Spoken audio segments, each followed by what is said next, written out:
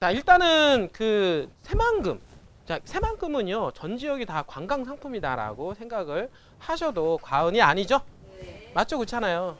근데 지금 보면은 이 관광이라고 하는 것은 되게 중요한 의미를 가지고 있어요. 그러니까 그 어느 지역에 땅값이 올라가는 요인 하면은 딱 두 가지로 볼 수가 있어요. 뭐냐면 관광과 산업이죠.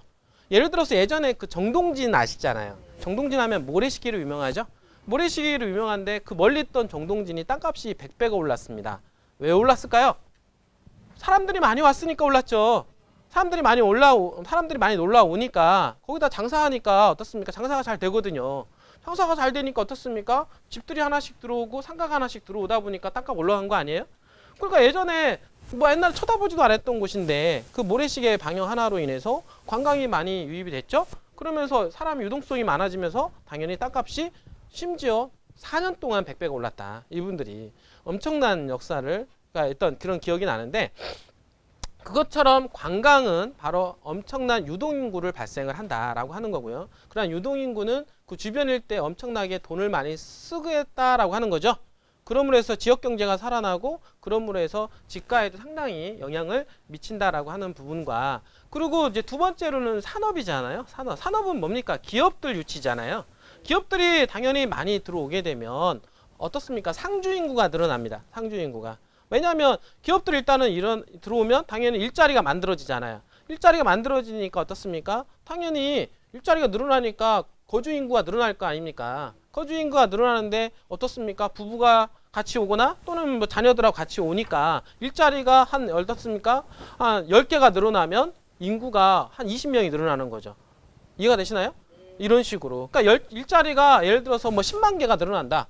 예를 들어서 그러면은 어떻습니까? 인구는 30만 명 정도 늘어난다. 이렇게 생각을 하시면 돼요. 그것처럼 상주 인구가 늘어나기 때문에 당연히 주변에 미치는 영향력이 파급 효과가 상당히 크다라고 하는 거죠. 그래서 요즘에는 신도시를 만들 때, 예전에는 여기 서울 이렇게 보더라도 어떻습니까? 일기 신도시 만들었을 때는 어때요? 일기 신도시 만들 때는 어떻게 만들었냐면 그냥 거주의 목적이었었어요.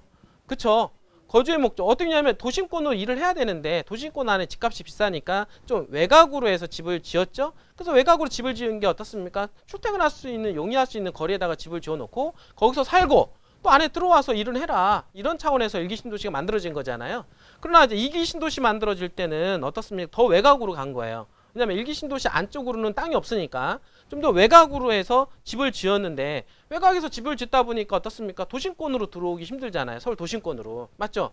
그러니까 이기 신도시 내에다가 산업들을 유치를 한 거예요. 기업들을 유치하게 된 거예요. 그 다음에 그래서 어떻습니까? 직업이 만들어지고 직장이 만들어지고 그 다음에 거기에 상주 인구가 만들어지고, 그런 상주 인구로 인해서 당연히 신도시가 활성화가 되고, 그래서 이기 신도시는 어떻습니까? 산업과 함께 유치가 되는 이런 현상들을 볼 수가 있는데, 그리고 요즘 신도시는 거의 다 그래서 뭐 산업들이 같이 유치가 됩니다. 이 부분들이. 근데 그것처럼 새만금 또한 마찬가지로 뭐가 들어오냐? 관광도 들어올 뿐만 아니라 같이 이제는 산업이 유치가 됨으로 해서 인구 유입에 대한 효과를 더욱더 극대화를 시키려고 지금 하고 있어요. 왜냐하면 중요한 거는 어떻습니까? 관광 인구로 인한 유동 인구, 그리고 어떻습니까? 산업으로 인한 상주 인구. 두 개가 다 늘어나면은 더 플러스적인 효과가 발생을 할 거고, 그로 인해서 땅값 상승률에는 상당한 영향력을 미칠 거다 아닙니까? 맞죠? 그런 차원에서 보면은 새만금 전 지역이 관광 상품화를 만들 수가 있다라고 하는 것에 대한 장점이 있다라고 하는 거예요. 자, 여러분들 지금 현재 새만금하고 비교되는 도시가 세종시라고 하잖아요. 근데 세종시는 뭐 일찍이 지금 현재 개발이 돼서 좀 완성도를 높여가고 있는 동네잖아요. 근데 세종시는 우리가 딱 떠오르는 거는 물론 세종 행정도시, 행정복합도시이긴 합니다만 관광 쪽으로에 대한 이미지가 있어요? 관광 쪽은 큰 이미지가 있진 않잖아요. 이 부분들이. 그런데 새만금은 관광에 대한 이미지도 부각이 되고 있잖아요. 이 부분들이. 그러니까 관광 플러스 어떤 산업, 그리고 신도시, 그리고 어떻습니까? 미래형. 그러니까 이런 것들이 복합적인 단어로 인해서 새만금은 더욱더 기대가 상당하다라고 말씀을 드릴 수가 있어요. 그래서 새만금에 어떤 관광산업, 관광과 관련된 것들이 들어오는데, 제가 좀 몇 가지를 여러분들한테 이제 소개를 시켜드릴 거예요. 그러니까 오늘 제가 소개를 시켜드리는 거 외에도 사실은 많이 있어요. 이 부분들이. 그래서 지금 현재 진행되고 있는 그 새만금의 어떤 미래 산업에 대한 어떤 관광에 대한 부분들을 간략하게 한번 짚어드리도록 하겠습니다. 일단은 관광산업은 뭐예요? 숙박, 음식, 쇼핑, 운송, 문화, 스포츠, 레저, 지역 특성 그 특화 산업 등 소비 산업 전반에 걸쳐 외래 방문객 및 국내 여행객들에 의하여 주로 소비되는 재화와 서비스를 생산하고 제공하는 총체적인 산업이다라고 합니다. 이분들이 이게 용어 정리예요. 이게 관광이라고 하는 게 지금 보시면 자 그렇게 해서 지금 뭐 관광 산업은 21세기에 사실은 이게 고부가 가치 서비스 산업이죠. 다시 요즘에 뭐 코로나 19 때문에 좀 많은 부분들이 좀 죽은 부분도 있긴 하지만 코로나 19는 이제 다시 어떻습니까? 다시 원상 원래 보통 복귀할 거 아니에요, 그죠? 이분들이 이제 복귀하게 되면 이 관광 산업에 대한 이 부분들 그래서 유럽이라고 하는 나라는 거의 다 관광으로 먹고 살잖아요. 이 부분들이 그러다 보니까 타격이 큰 거예요.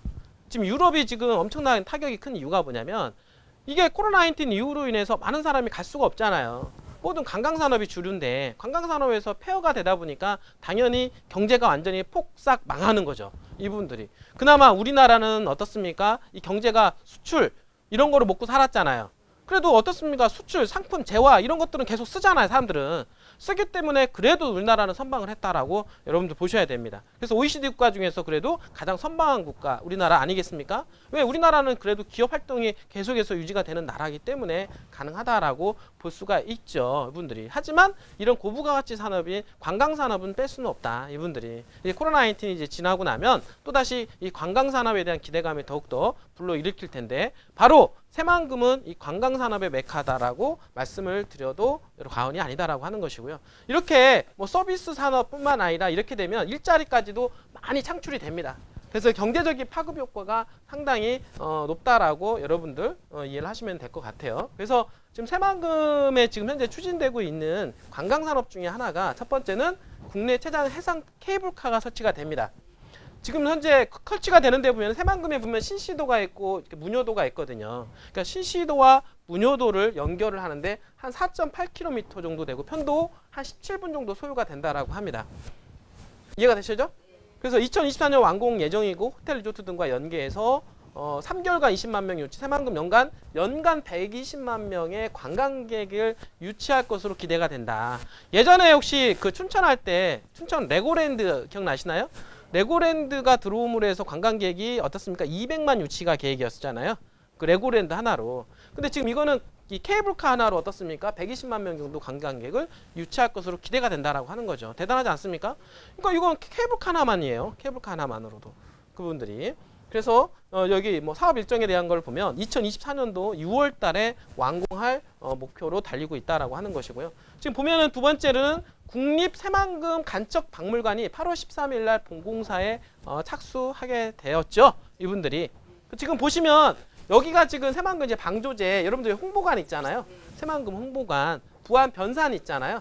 변산을 끼고 이제 홍보관 바로 옆 부지에 여기에다가 박물관을 만들게 됩니다. 이분들이. 그래서 박물관을 만드는 이거 지금 2023년도 8월 세계 잼버리 대회 개최 전에 준공할 목표가 된다라고 얘기를 해요. 이분들이. 그래서 2023년도에 이제 완공이 되게 되면 지금 현재 여기에 지금 새만금 박물관이 우뚝 서게 되고 새만금의 모든 관련된 정보와 자료 그리고 개발 과정 이런 것들이 다 여기에 박물관에 놓이게 된다라고 보시면 되겠고요. 이렇게 조감도는 이렇게 나와 있습니다. 여러분들 알겠죠?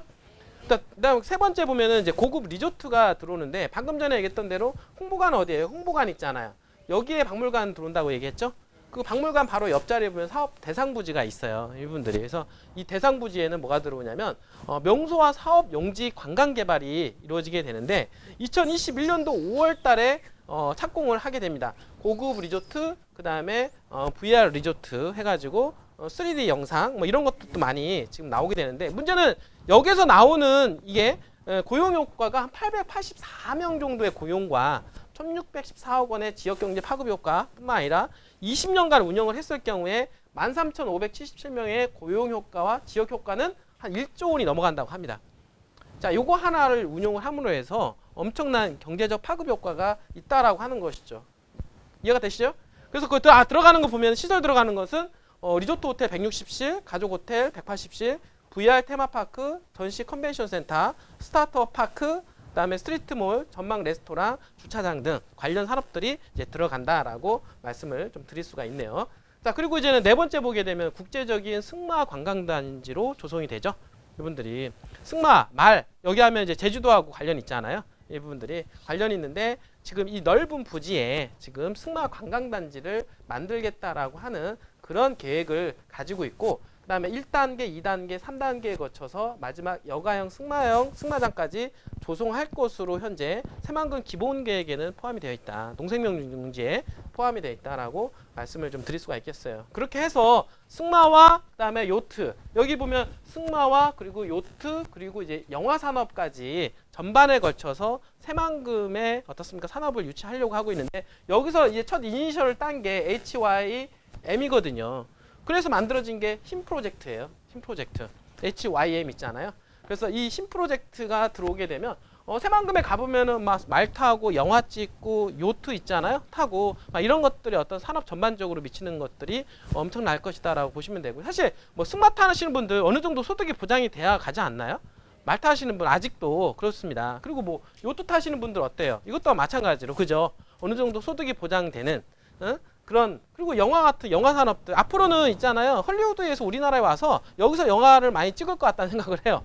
이 부분들이 새만금을 배경으로 해서 넓은 평야를 배경으로 해서 그래서 영화 산업이 많이 육성이 되지 않을까 이렇게 생각을 합니다. 이 부분들이 자 그렇게 해서 요트까지 해서 개발이 되고 영화 산업 그리고 여러분들 보시면 6번째로 관광형 노을대교 여기 노을대교 있잖아요. 노을대교 뭐 처음 들어보신 분도 있겠지만은 여기 지금 보면 이게 변산이잖아요. 변산해수욕장이고 요쪽 가면 여기가 새만금 이렇게 방조제가 있어요. 그래서 여기 변산반도를 끼고 이렇게 쭉 내려오다 보면 여기 사이를 갖다가 다리를 놓고 도로를 뚫어 버리는데 이 도로가 77번 9호 국도선이에요. 이 부분들이 이 국도 라인인데 예전에 보면은 우리나라 7종 구행이라고 도로를 뚫잖아요. 하나, 둘, 셋, 넷, 다섯, 여섯, 일곱 개 위에서 이렇게 해서 9개 해서 도로를 뚫는데 그 도로 중에서 이 첫 번째 해당이 되는 종에 해당이 되는 것은 1종에 해당이 되는 이 도로가 뚫려야만이 완성이 된다. 이 부분들이. 그래서 이 도로가 뚫리게 되면 어떻습니까? 여기가 고창이라고 하는 도시고 이제 부안이라고 하는 동네인데 부안에서 고창 가려면 이렇게 돌아서 갔죠.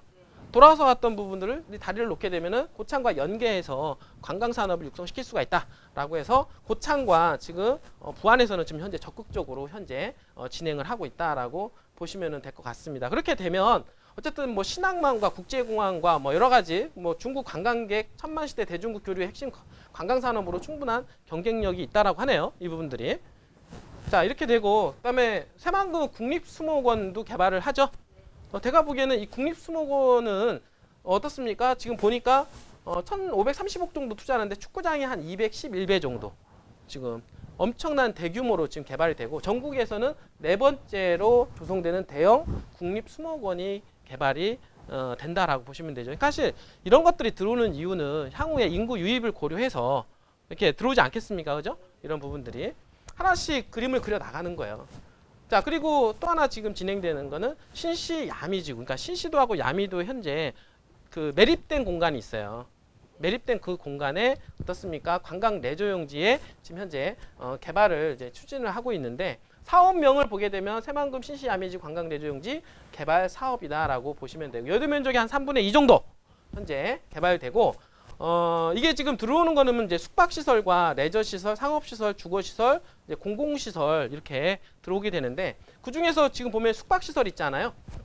요 숙박시설은 이제 현재 지금 지금 여기가 신시 아미도 여기 있잖아요. 여기에다가 이렇게 만드는 거죠. 일단 골프장도 만들고 뭐 숙박시설도 만들고 이렇게 되는 건데 숙박시설 만드는 건 세계 잼버리 대회 앞두고 이거 숙박시설 먼저 그 개발을 하겠다. 지금 현재 얘기가 지금 나오고 있는 상태인데 이게 만약에 들어온다라고 하면 여기 하나 호텔 하나 나중에 분양을 받아도 좋을 것 같아요.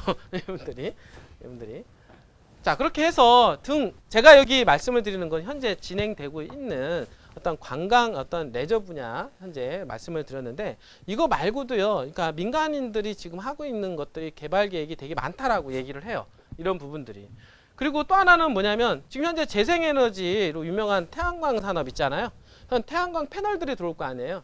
태양광 패널이 수상 패널이 들어올 텐데 엄청 장관을 이루지 않겠습니까? 그게 쫙 깔린 모습 그 자체를 갖다가 어떻습니까? 관광산업으로 육성을 시키겠다라고 얘기도 나오고 있습니다. 그 얘기는 뭐냐면 새만금 전 지역이 모든 지역이 다 관광산업에 해당이 된다라고 해도 과언이 아닐다라고 말씀을 드리고 지금 어떻습니까? 그뿐만 아니라 뭐 산업단지 뭐 자율주행차 뭐 요즘에 AI 뭐 해가지고 엄청난 기업들이 지금 들어오려고 하고 있잖아요. 이런 부분들이 그래서 산업과 관광이 어우러지는 도시가 바로 새만금이다라고 말씀을 좀 드릴 수가 있는 것이죠.